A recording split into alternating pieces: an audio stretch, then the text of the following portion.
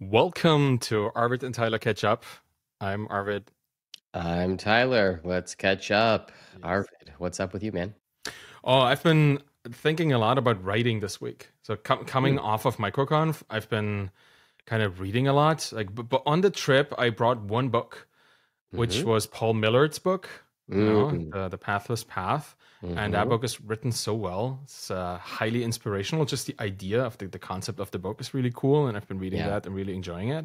And at MicroConf, as a speaker, I got one of the 25 copies in the whole world of Rob Walling's new book, the SaaS playbook. Got that here, which is also really well done. Like it's really for a self-published book, and those I find inspirational in particular.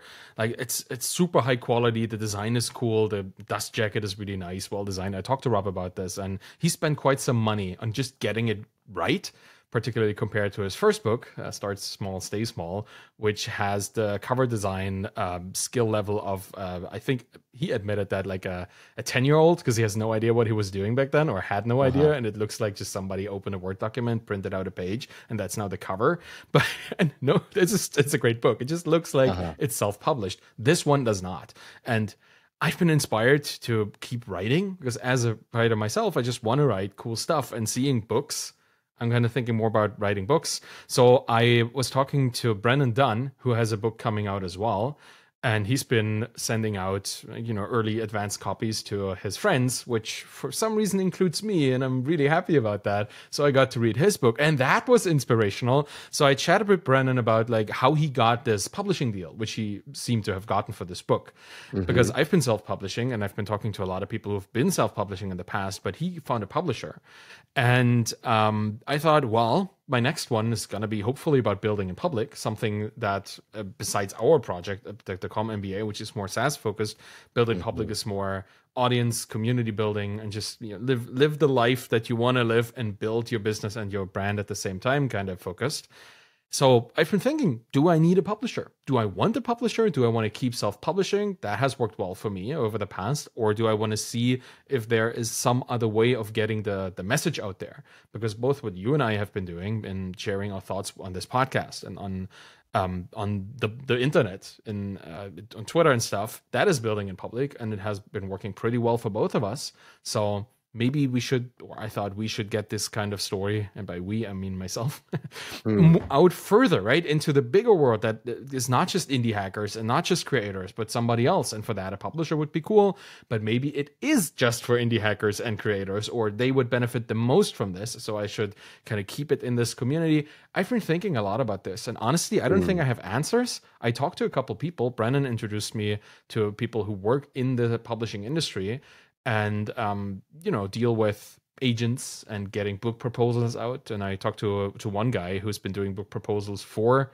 like large publishing deals, and he kind of tried to steer me away from Hmm. thinking about publishing itself as a necessary like evil or a necessary way of getting the book out there. Between self-publishing and regular old traditional publishing, there seem to be ways to do hybrid publishing where essentially you pay people to be your editors instead of having the publisher pay them, right? Publishers Sure. are kind of VC Yeah. in a way. They try to get like make bets on books and pay for everything, and then you get an advance and maybe you get royalties later. Right. And self-publishing is essentially bootstrapping without Mhm. any kind of funding. And then there's in between, funny enough, like there is a calm fund version of book publishing, right? Hmm. There's a kind of this, okay, yeah, we take you on, we give you like some access to this kind of network, and we help you through. It costs you pretty little, apparently. I haven't really looked What's into it this called? much, but it's the whole idea is hybrid publishing. As you get Hybrid the, publishing.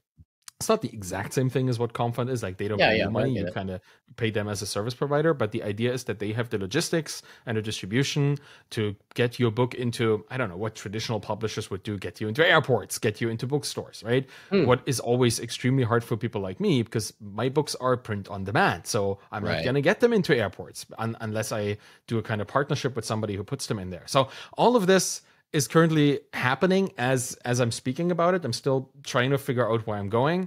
Honestly, I just want to write. I don't even want to deal with this kind of stuff, because as it's kind of like a software developer, you don't want to do marketing. As a writer, you don't want to do this kind of operational stuff either, right? Somebody Yeah. else supposedly should be better at doing this.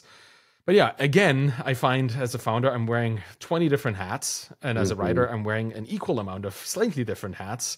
And Mm. that's been my week, essentially trying to figure out where I want to go with this. Still undecided. If you have any opinions on this, as somebody who almost published a book, well, we put a book out there as well, right? Yeah, you've been writing a lot on the SaaS stuff as well. If you have any opinions on this, please share. Well, I was curious actually, as you were talking about this, whether build in public might be the exact worst topic to pitch to a book publisher because it's kind of literally talking about the strategy to avoid having to work with a book publisher in Yes. some ways, right? I mean, I know that's not exactly the intent of it, but I could imagine being on the side of a book publisher and basically reading this as like, you want to write a book about how to not have to work with a publisher and you want me to publish it? Like, Yeah, this might that's funny. not be the one to be your test case for working with a publisher. I don't know. What do you think about that? Yeah, I mean, building in public has this effect, right? Like Right. you're on your own journey, and everything, and you have to be honest too. Which in an Right. industry that is about like ranking high on lists, like the New York Times bestseller list or whatever industry publication you can be in, there's a lot of like glorification of hero figures, like writers. That the whole Stephen King on Twitter situation like has been blown up in all the periodicals. So Yeah. as I'm kind of am a wannabe sci-fi writer, so I'm subscribed to Locus Mm. magazine, which is kind of the industry publication for all kinds of sci-fi, who sells which book to which publisher and kind of stuff. Is interesting to read, Hmm. but I don't write much in that regard. I just get the information in, and Yeah. there's a lot of hero worship in those magazines too, because there are names that like Brandon Sanderson, big fantasy writer, and when he does something cool, it gets a full page article, right? It's very focused on the celebrities, which is not something I necessarily want. And I guess I told that person that as well, like who was trying to figure out if I should be working with a big publisher. And I told him I don't want to deal with all this kind of hero stuff or this going on TV for like, recommending your book on a morning TV show because it's supposed to help everybody in every audience possible. There is a disconnect because building in public is a niche thing. Like you want to be in your community sharing your story with the people who matter, and you don't want to be on national TV in the morning in one of these morning shows talking to whoever might be looking at the TV at that time. Right, there's Uh-huh. also a big difference there. Yeah. And I've seen people like Ryan Holiday on national TV stuff is like, I don't want to do this, or even Why James not? Clear, who right. Well, but first off, I don't want to get up early in the morning. That's one for the biggest problem. But honestly, like James Clear is an example, and I talked to the guy who writes these book proposals about this. If you go to like a PTA meeting with you have kids in school and you go like to the other with the other parents, you go to a PTA meeting and you ask people who wants to build in public. Like nobody is gonna like nobody even wants to be an entrepreneur, or very few people in that community want to be an entrepreneur. But if you ask them who wants to lose weight, and like Mm. half of them raised their hands and you said, well, I have the perfect habit forming book for you. This is Atomic Habits by James Clear, right? Hmm. This is the kind of stuff they need the James Clear stuff, the highly generic things that are somewhat ish applicable to every single situation. And yeah, I know I felt the I same don't know, way. Arvid. I think you might be That's selling what they yourself say though. short a little bit here. Yeah. I think if you asked people, who wants to find a way to build that project that you've been thinking about and haven't found a way to get started on, if you framed it slightly different, like, hey, I have a method that, you create public accountability and then you are able to get started without anyone's permission. Like, I think that Mm. would resonate with a lot of people. It might not be businesses necessarily, but it might be, organizational groups they've been meaning to start or a pickleball league in the neighborhood they've been meaning to start, right? Like, I mean, I don't know. Like, you might be selling yourself short here. It could have a little bit wider Thanks. applicability than you're thinking. Well, thanks so much for being constructive in your feedback. Honestly, I'm one of the books that I always really like that has a strong build in public vibe has been Show Your Work by Austin Kleon. Right, Sure. that tiny little book, like Steal Like an Artist, Show Your Work. They all are Yeah. kind of about being a creator in the public space. And he found a publisher, right, with a book that Yeah. obviously resonates and still sells pretty well. So maybe I should just like do the whole what in the software world is like we're striped for cats or something. I should say like I'm Show Your Work for businesses or something, There right? To you to go. go and Yeah. Well, just I mean, you position know what you myself should better. do? I think, because it's funny, I was in Austin a couple weeks ago and literally talking about this exact topic with Paul Millerd. Mm, And he was talking about, trying to decide whether or not to work with a publisher for his book. And he was bringing up some kind of cons to it that I hadn't thought about in the sense of them having like control over derivative works and stuff like that. So mhm. anyway, you should have him on your main podcast, and you guys should just talk about it. That's a great idea. No Let me brainer. let me do this right after we wrap. I'm just gonna Yeah, honestly, I'm just gonna send him this episode. So let's see sure. what he says. Yeah, Yeah, that's a yeah, great idea. Yeah, yeah, that's wonderful. But I've been admiring his work and his approach to, particularly like his I don't need the big launch kind of thing. I'm just gonna sell this book like when it becomes popular, kind of like yeah. that as well. So yeah, thanks. That's really helpful. You know what? There's a lot of imposter syndrome in this for me as well, because all of a sudden you play in a different league and you don't really know if Mm, you belong there, right? With all these extremely successful other people, but then again, might just as well. Man, thanks so yeah. much. How has your week been? What have you been doing? My week has been pretty bad. Aw. Mainly, I've just been really, really sick. I don't often get like really sick for more than a day or two, and I've been sick for 2 straight weeks on top of like a bunch of other stuff which we discussed last week. So it's been it's been a challenging week in terms of really just not being able to get a lot done. And you can hear I'm still kind of like coming out of it. Got on like a bunch of antibiotics and stuff a couple days ago, so I'm feeling much better now. And this is like starting to be productive again. But it was just like really challenging couple of weeks, and like I just had to kind of continuously remind myself that when you find yourself in this position, especially as like a founder, where you have a lot of leverage as a founder, and when you are productive, that's like 10 or 20 times more effective in like a day than a day Mhm. where you like pound a bunch of coffee and cold medicine and kind of force yourself to answer some emails.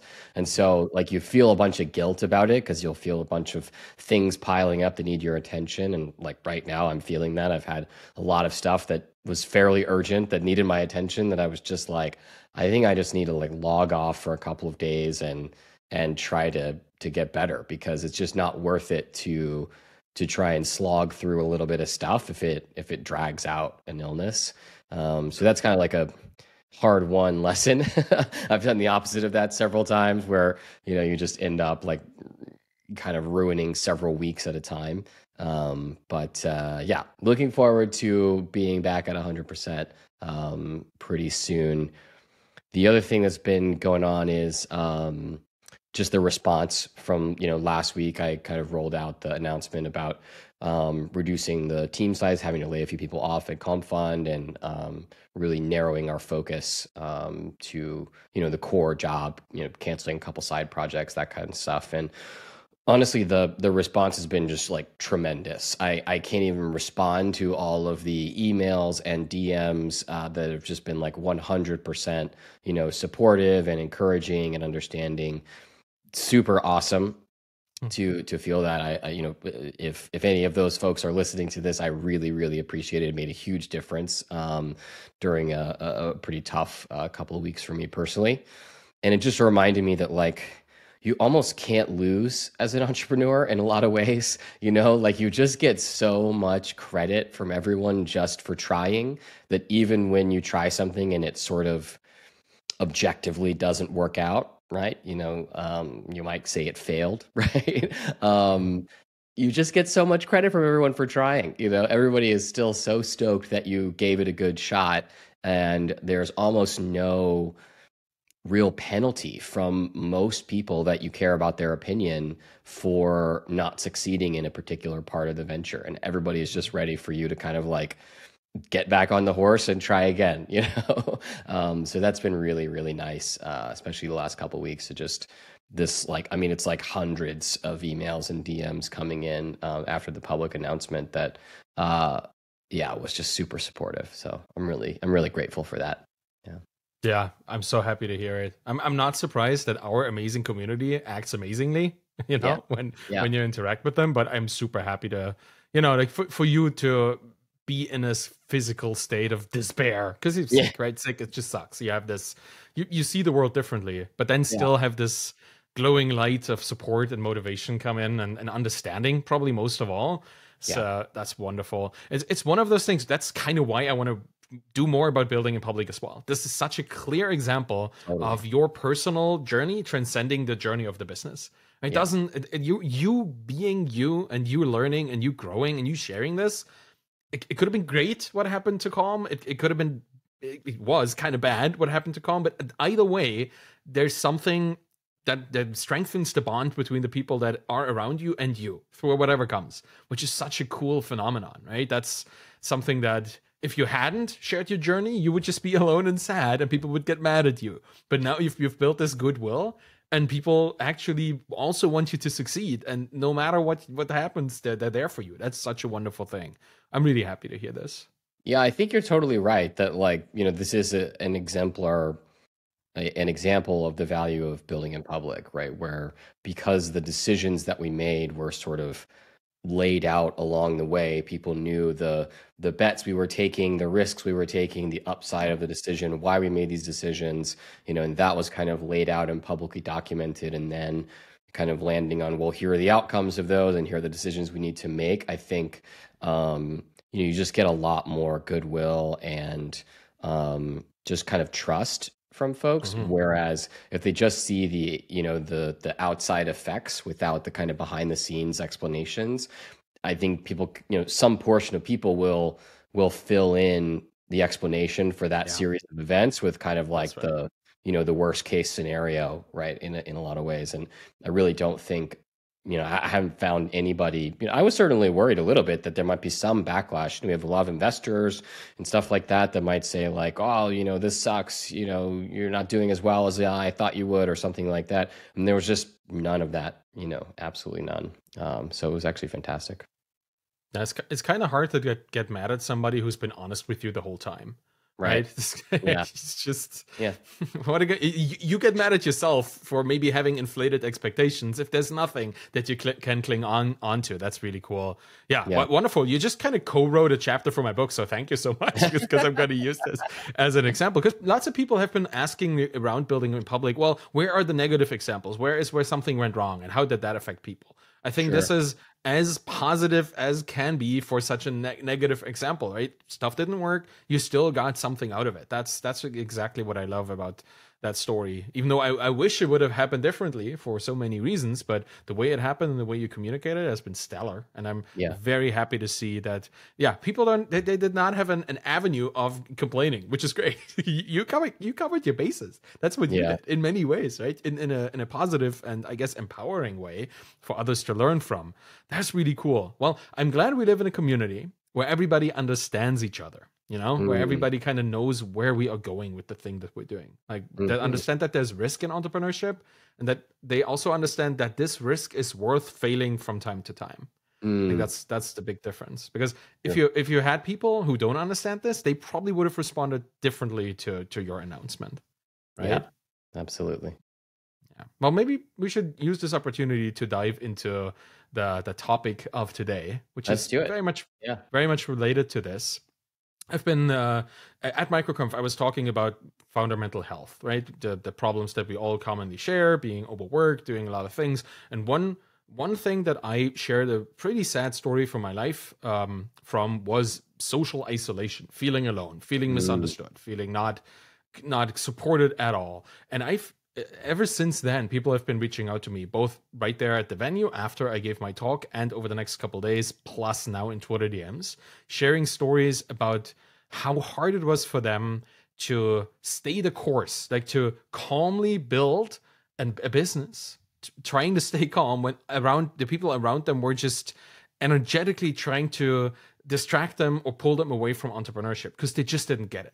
Like this week I had an interview I just released it earlier today with Dagobert Renouf, the co-founder of Logology, right? He and his wife founded a logo creation software as a service business. Mm-hmm. And one of his puns or memes that he's been talking about on Twitter has been that his father-in-law has been completely unsupportive and not understanding about why he and his wife would ever build a business together when they both could just have regular careers, right? That she's a designer, he's a software engineer, like they could work for corporate and they would be fine for life. That's his Yeah. perspective, how has been his perspective for, for a while until he saw that it's kind of working out. But he shared this on my podcast and I was like, yeah, this is something that probably every founder can relate to, because I personally have a very similar story in my life, early life, even, like not necessarily with Feedback Panda, the stuff that actually worked out, but much earlier, like in 2013, 2012, when I was still in university, I was studying political science, but I always wanted to be an engineer, always wanted to code. I was coding on the side.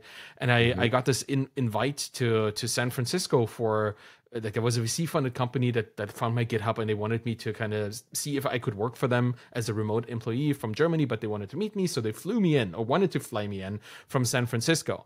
Even just that was something that my grandma at the time, who had kind of the maternal role in my family, she didn't understand and didn't support. Like, she was like, no, you shouldn't do this. This is dangerous. This is kind of risky. Like, this feels like something that that must be a scam. They invite you over.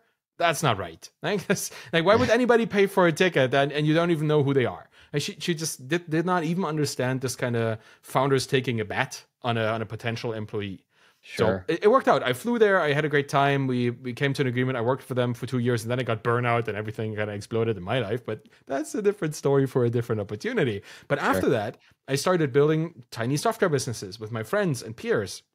And again, she was like, I don't know if this is the way you should be going. Like, you're good at your job. You could just find a job with like some software business, right? You could go to Audi or another big German company and work in a software department, right? And I was like, no, but I want to do this. And then I did this, and these things failed. And she was like, yeah, told you should go and get a job. And I kind of listened to her. I started getting into consulting with a bigger business and consulted for them as my big fish main client.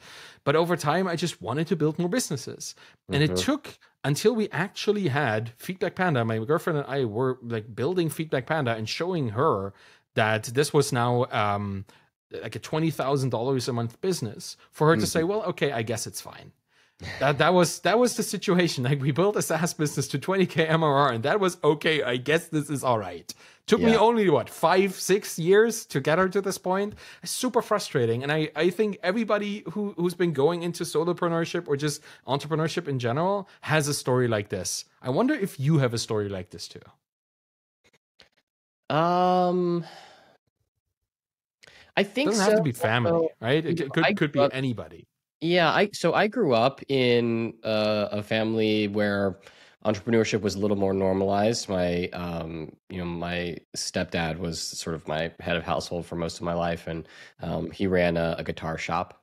So I think the the concept of being an entrepreneur was a little more normalized within the family.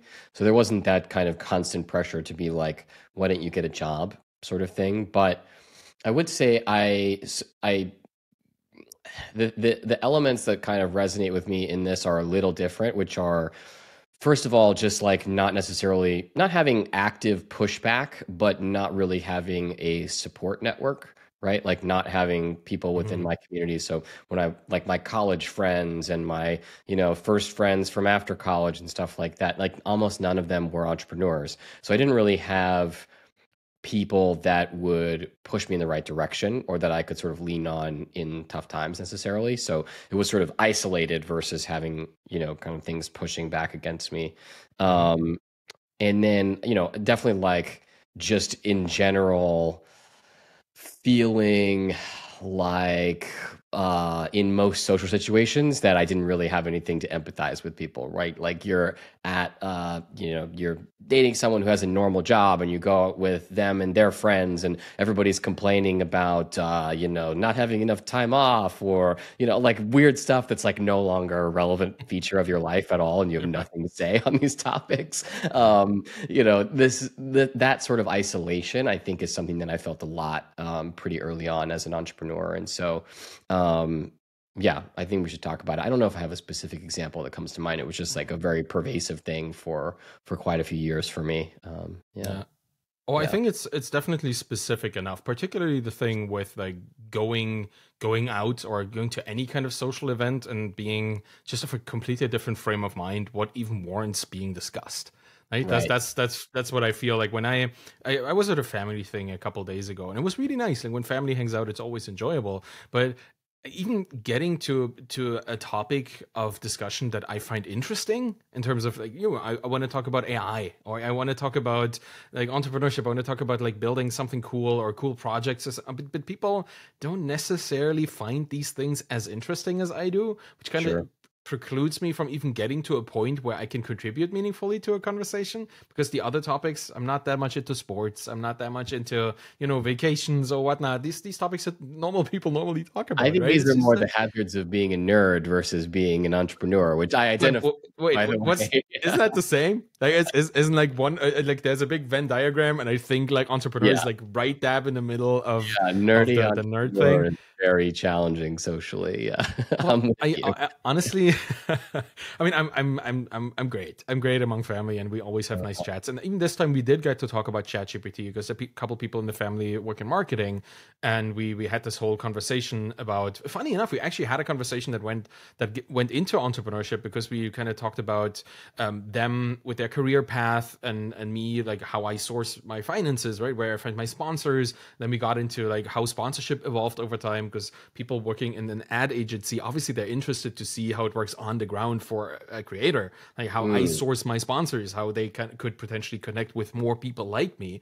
And it was an interesting conversation just about like the different perspectives that you have from an agency perspective on how to place advertisement and sponsorships, and what I care about as a creator, and what I would never do, what is normal to them. Like there was a nice conversation in the overlap of our fields. That was cool, but that rarely happens, and it's just a few people that work in jobs that are even adjacent to what I'm doing, because most people have normal jobs like plumber or nurse, right? That's what am I going to say? Like build in public your next plumbing project? It's gonna be that is gonna be a far cry for me to even get to a conversational topic there. So those situations always enjoyable, but never really a part where I feel I can contribute a lot, and that puts some distance in there, I feel, right? Even though it's, that's just what it is. Like we chose this occupation, and with it comes an interest for certain things and a dismissal of others. It's just what it is. But I feel it does show, at least for me, where our priorities lie and what we completely ignore as entrepreneurs. Like what you said, these conversations about, oh, my boss, or I wish there was more paid vacation. Like, wait, what is an entrepreneur going to say? I wish there was any vacation at all, ever, right? Like this, it feels like it's just a different kind of perspective to take on conversations. But maybe that is the happy kind of result of us being somewhat isolated. But I feel there's a lot of mental health pressure on people to still yeah. perform and to still maintain these bonds, particularly when it comes to good friends or family or your significant other. Like the amounts of times I've been listening to a Star Trek podcast. Let me just like throw it all out there, because like if we're nerding out, might just as well. It's called the Greatest Generation, and it has two male co-hosts that worked in the entertainment industry. They're coming from videography or directing and kind of stuff, and they now go through the old Star Trek: The Next Generation episodes like one by one and just comment them in a funny way. I highly recommend listening to it. But what they always talk about is how their wives are just kind of embarrassed about them running a Star Trek podcast, and like whenever they're out in public, and now they have a lot of listeners come up to them and want like an autograph or a photo, they're kind of embarrassed about that. And I was like, this is so sad. Like it's so unfortunate that somebody's joy that also makes them money, because they have a podcast with like now I guess hundreds of thousands of monthly listeners, and yet still their partners in life feel disconnected enough to not even care about it much, or embarrassed that this person that they share their life with is doing this as a profession. And I should say, like, their partners are like, I think one of them is a lawyer, and the other one also has a pretty high paid job. So there's this kind of discrepancy: high paid lawyer, Star Trek nerd on a podcast, right? This seems to be a problem for people. And I was like, why? This is so Mm. sad, right?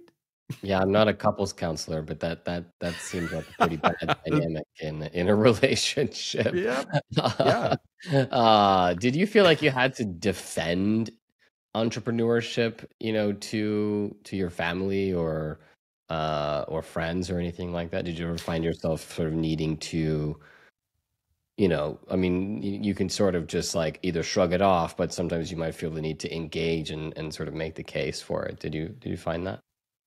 Again, mostly with my grandma, because she was in such a protective role that anything that had more risk than gainful employment, like risk from a perspective of somebody who's been in gainful employment all through her life, right? Mm, That's the kind of the default frame that she had on this. Anything that was more risky, and we can argue that entrepreneurship is risky in a different way, right? sure. Unlimited upside, unlimited downside, compared to limited upside and limited downside for employment. And if you only have one employer, you have kind of platform risk, like platform Yeah, dependency yeah, I would, risk. But I would you think know, I would question the limited downside side of things, but yes, I think it's yeah, limited exactly. unlimited downside too. But yeah. That's right. There's a common narrative, right? And that's kind of what I was trying to describe with the upside downside thing. Mhm. That narrative is breaking apart in the reality that we live in. Because if you Yeah, get fired today, try find a job and see how long your paycheck to paycheck life can be sustained if you don't get a paycheck, right? That's just and it's not your fault necessarily as an employee that this is the reality in which we live in, but it's to think that this is safe is probably a misconception. So I had sure. to argue these kind of things to her, which is like talk to like an 86-year-old woman about your perspective as a 20-year-old while she has been living in multiple different countries. Like we came from East Germany, doesn't exist anymore, then had to be in Germany, and she had a career there. So she's been through stuff, and her perspective is what I know is good, and what I can teach this person and what I can help them accomplish is also good. So can't blame it, but I did have to defend it. And one other probably more relatable thing for most, like I had to defend my entrepreneurial aspirations to my peers at the last job that I was working in.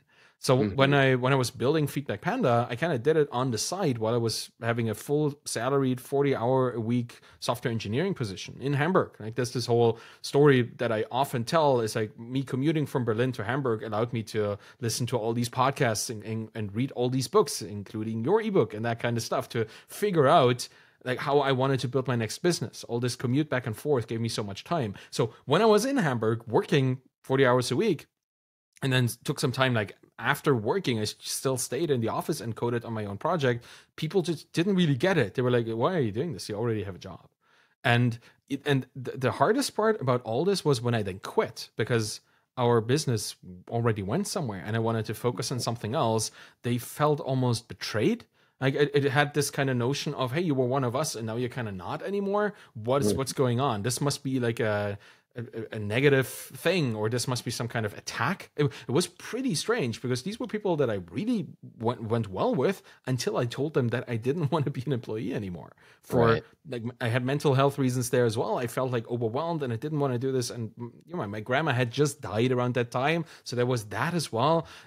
There was just so much animosity that I was exposed to, which was really unfortunate because I didn't expect it from people who were just like me. It turns out they were not necessarily like me. They were just compatible on one level, but very incompatible on another. So yes, I did have to defend it, and I honestly I just defended it by doing it and not caring about what other people said at that moment. Yeah, I think I would encourage other folks, and I wonder if this resonates with you, but I think I think you just have to drop the idea of defending it. I just think like, it's one of those Yeah. things where people are going to get it or not, and all the energy that you would put into trying to convince that person in your life that it's a good idea, you should just put into yourself and basically recognizing that like you're probably not going to convince them, and you just need to kind of reconcile that and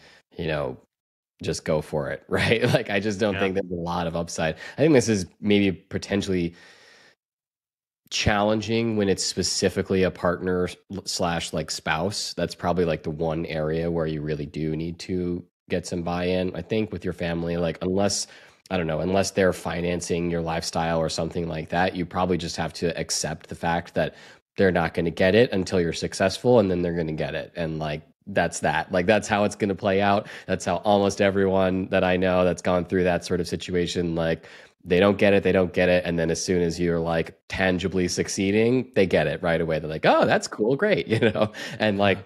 there's really no shortcut to that process. Um, I wonder actually if it's a bit more challenging with a partner. I've never really had to go through that process at the early days.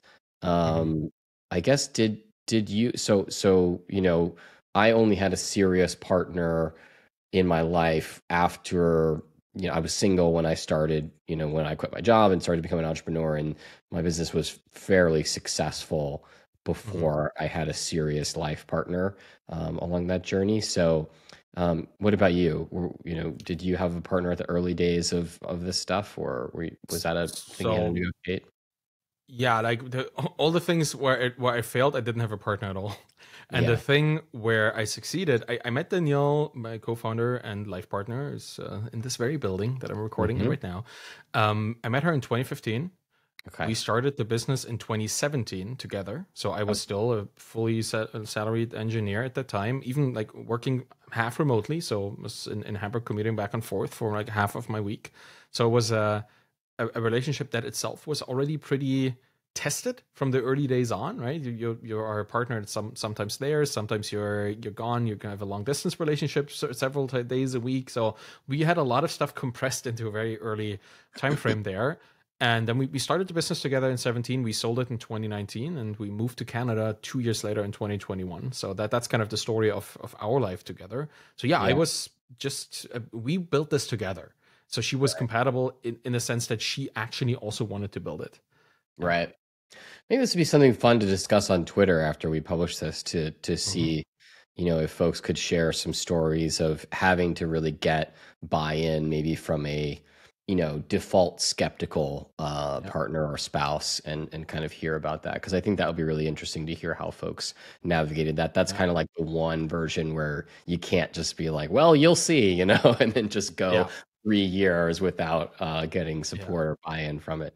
Um, I wonder if this resonates with you as well. It's kind of like a variation of this, which is feeling behind your peers on more of a traditional path, right? So, you're an entrepreneur, maybe you haven't quite gotten the financial success yet, and you're like a small version might be, you see some article in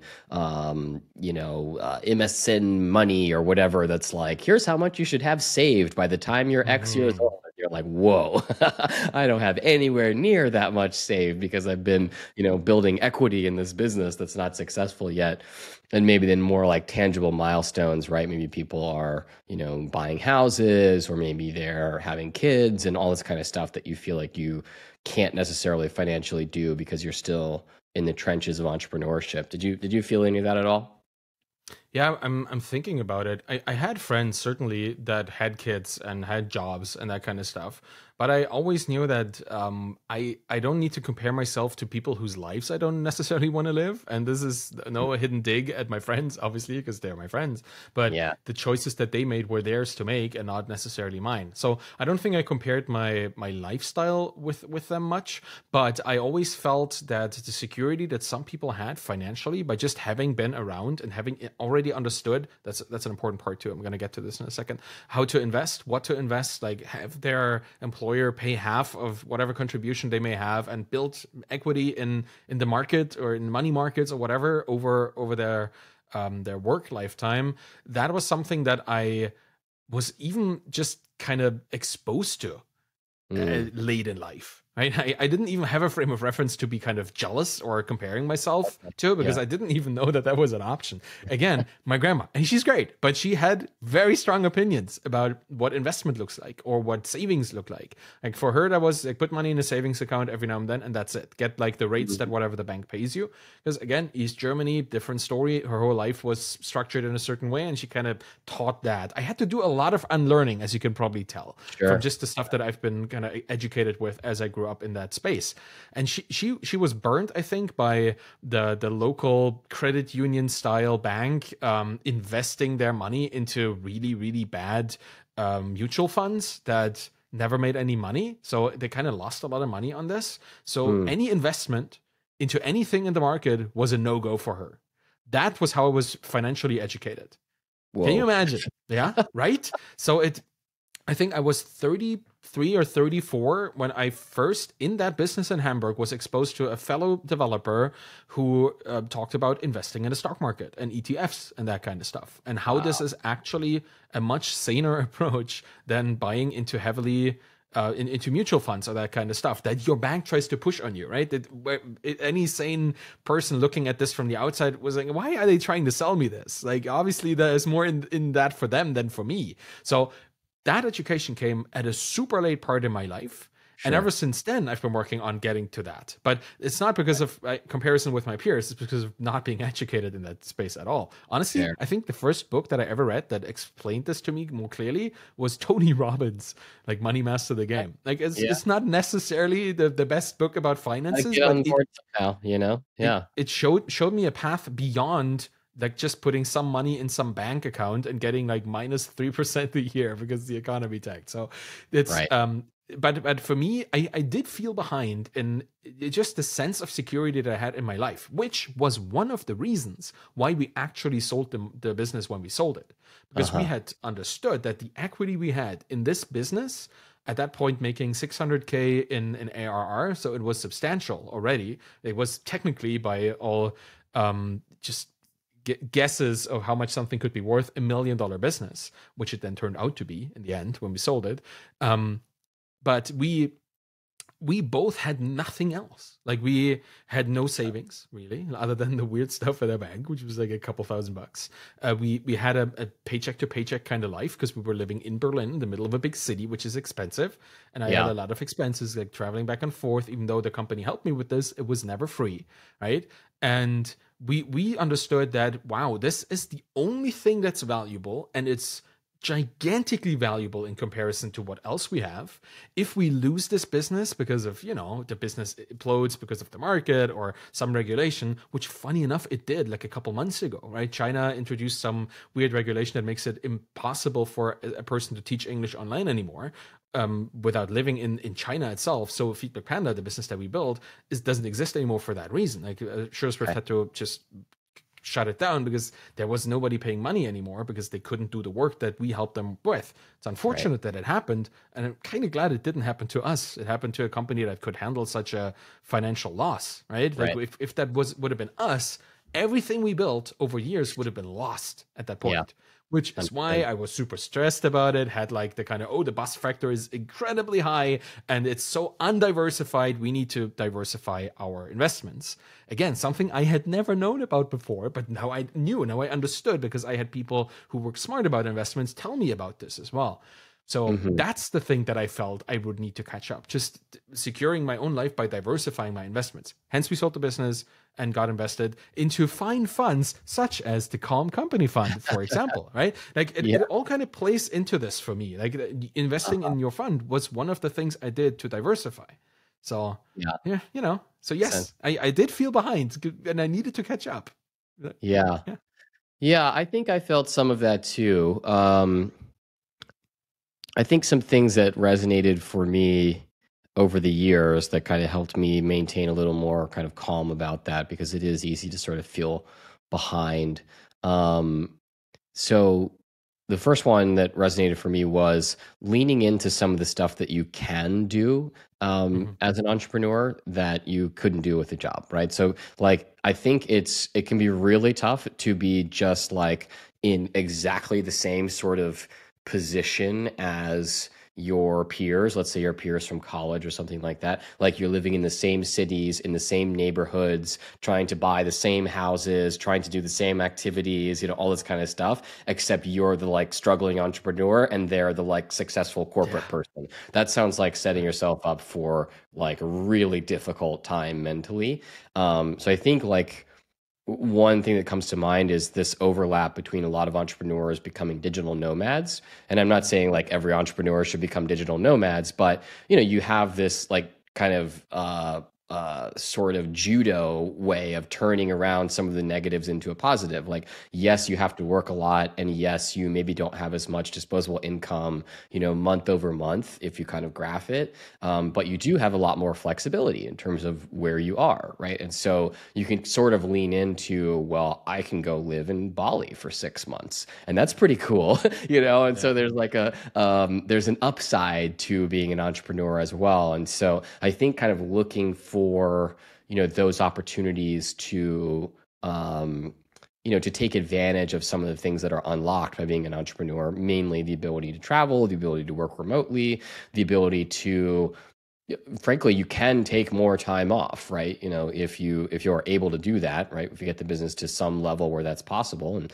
sometimes Mhm. that's a lot sooner than you think, the capacity to take 6 straight weeks off, which is basically impossible for, anybody in a corporate job. So I think I definitely leaned into that heavily, and that helped me a lot with the early days of challenging. It was like, okay, I'm pretty much broke. I have like no money, like very minimal amount coming in, very way behind on where I should be on savings, but I get to travel the world. I went to like 40 countries. I lived out of a backpack. I did all this cool stuff. So it was like, even if I kind of finish this and none of these businesses work, I actually still won't regret this period of time. Like, I'll have less money than my peers, but I will have so many incredible experiences that like it'll feel like a pretty good investment, I think, overall.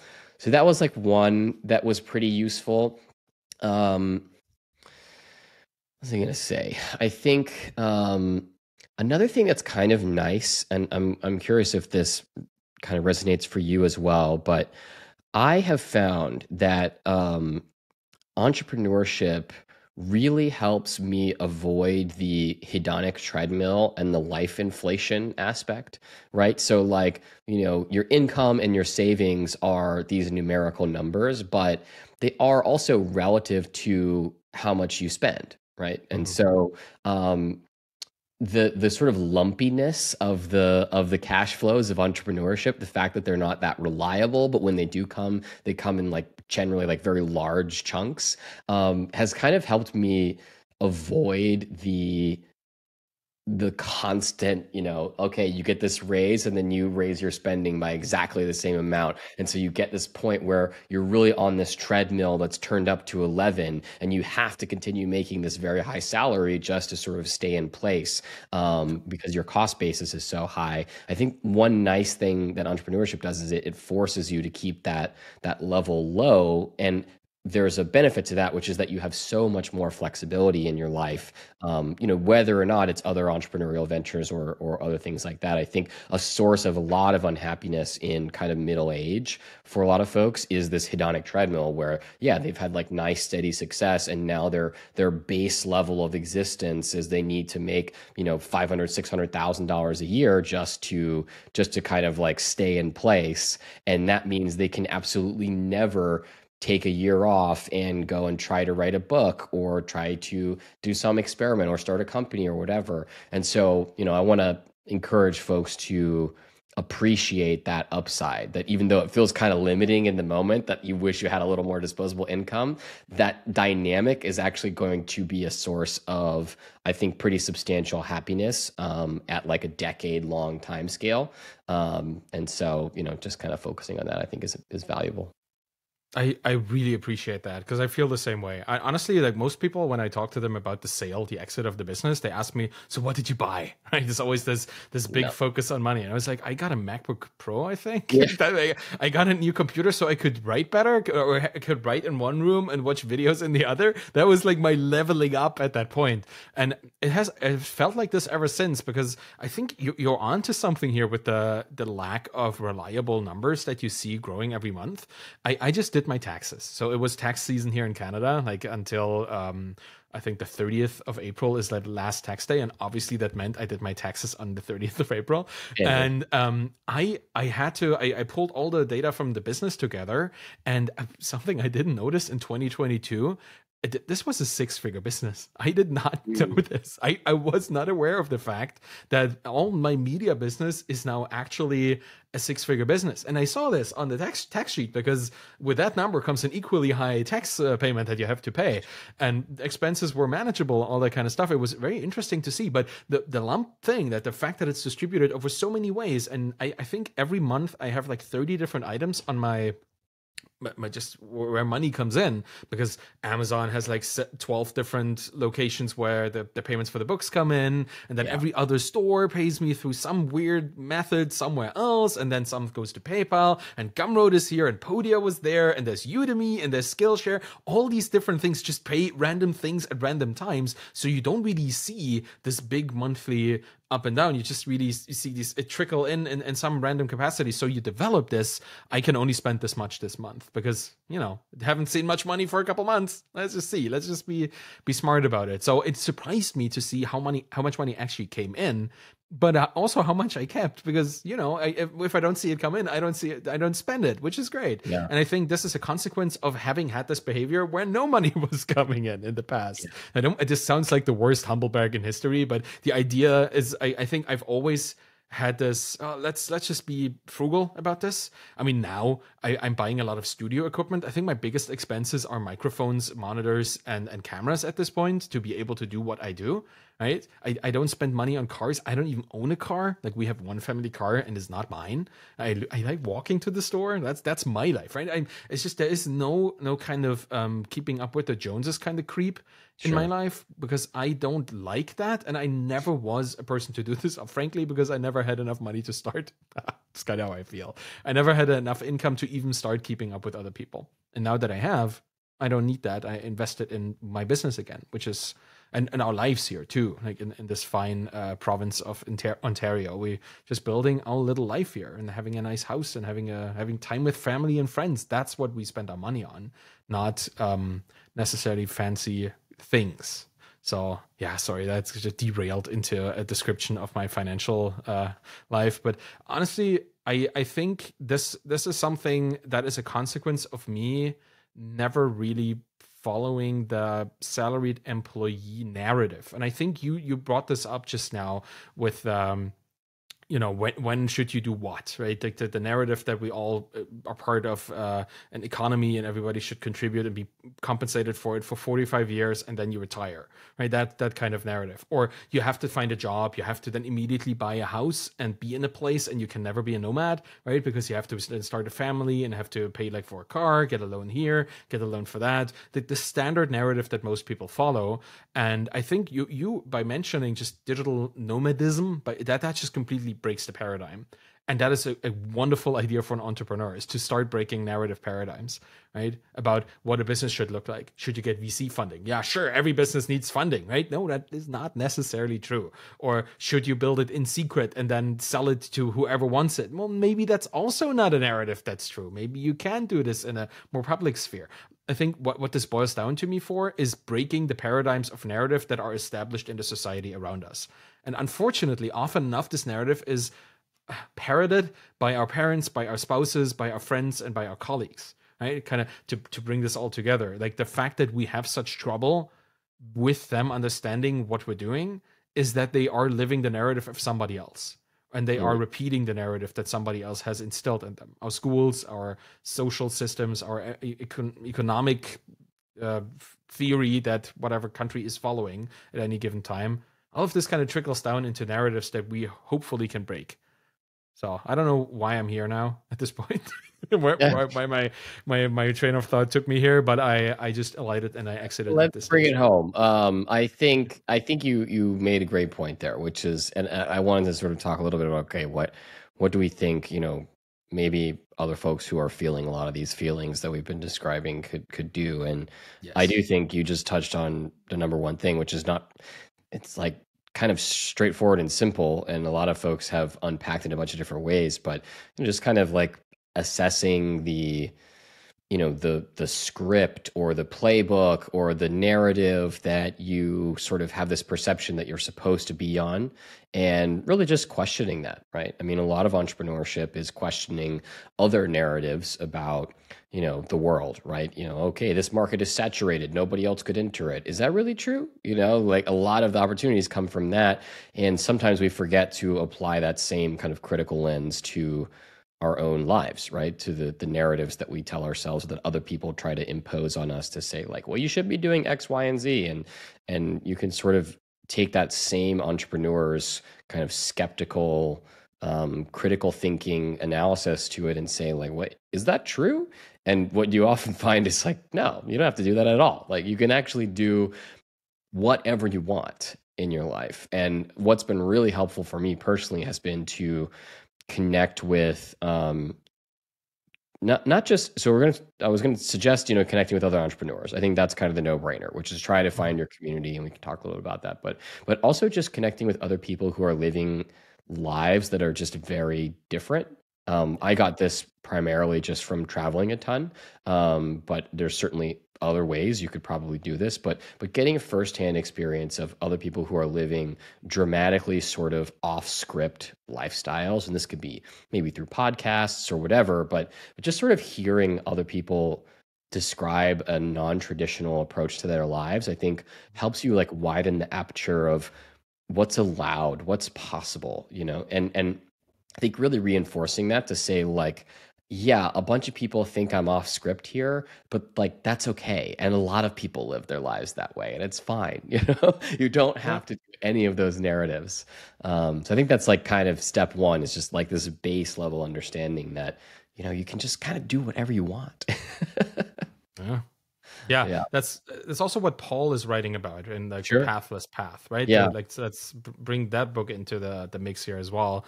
Like the path that you choose can just also be one of wandering around intentionally, right? It doesn't need to be somebody else's script you follow. It could be just you be writing your own script retroactively by just walking the path you want to walk and just taking opportunities as they present themselves, and then to connect the dots retrospectively, which is, or retroactively, I guess that's how it works anyway, right? Like most people describing their journey, and then you see this a lot in memoirs and stuff, like they find a lot of stuff that kind of connected, but it was not connected in the moment. It was never connected. Like the next thing, the next opportunity just happened, and they had this gut feeling that it was a good one to follow, and then they took it on, and it turned into something that connected super well with everything else, but that wasn't obvious at that moment. It became obvious later when the things all kind of fell into place, right? There's this nice in sociology, I think, this nice graph of the decision tree that you make in your life, and the decision tree that you made up till this point is just one path among many decisions that led you to where you are, and from now there is an infinite amount of possible decisions that you can still make. But every year that you step forward into this decision tree, the path that you went and made decisions gets longer, but the path in front of you is still infinite, right? That's kind of what always motivates me to just look into opportunities as something that probably connects to whatever I did in the past. Just take the opportunity and see where it goes. And that is the journey of my life. That's my pathless path, kind of. That's how I feel it. And I love that you talk about finding your peers and building community. That's the easiest way to find it, I feel. Like, because you see, not only do you see other people walk their own path, which is inspirational, but you also see the decision making that goes into it, how they weigh risk, how they defend their decisions against others, just like what we've been doing here, right? We're describing how we defend our choice of entrepreneurship to our families, to our spouses, to our peers. That is something that just the fact that we did it might inspire somebody else to also do it and find their own path. And for that, you need to be in the community where you get exposed to conversations like ours, right? If you're just in a community where people go the traditional ways and talk about how to build a career and how to write a CV, well, you won't necessarily find inspiration to defend your own choices, right? So that is a big deal for me as well. Yeah, that's I think community is the biggest thing, and community of different ways. I love the idea that you talk about both finding your own bubble and bursting your bubble at the same time, right? You find your community of a founder bubble. That's great, that everybody is encouraging and stuff, but you also want to see people who live a completely wild life that is magically different from yours, right? yeah, That's also something cool. So it's like build a bubble and burst it. What a great way to live your life. I love that. I think that's a great Yeah. place to leave it. I think so too. Well, I do want to give a shout out today because I feel we've been talking about Paul a lot, and we've been talking about Dagobert a lot, like the two people that have been inspirational in for me in just thinking about this. So a big shout out to Paul Millerd with his amazing book, The Pathless Path, and a big shout out to Dagobert Renouf, who is on a podcast just like this one, where he and James McKinnon talk about their bootstrapper founder journey. And I kind of want to give that a shout out. Like, it's called This Indie Life, and it's a wonderful podcast. Now I think at episode 20. And we're just behind, I think, by 10 episodes. Probably we'll never catch up if they keep going and we keep going. We're always going to be like 10 episodes apart. But that is a great show that I listen to on a weekly basis whenever it comes out, because it's just nice to follow the journey of people that motivate me. And that's a shout out that I wanted to give today. Do you have anything you want to shout out? Nope, all good for me. Wonderful. Well, then let's kind of draw this to a conclusion. I have in my dog is just barking in the background. You're gonna get the life experience here today. I've been setting up a way for people who listen to the show to give it a rating and a review.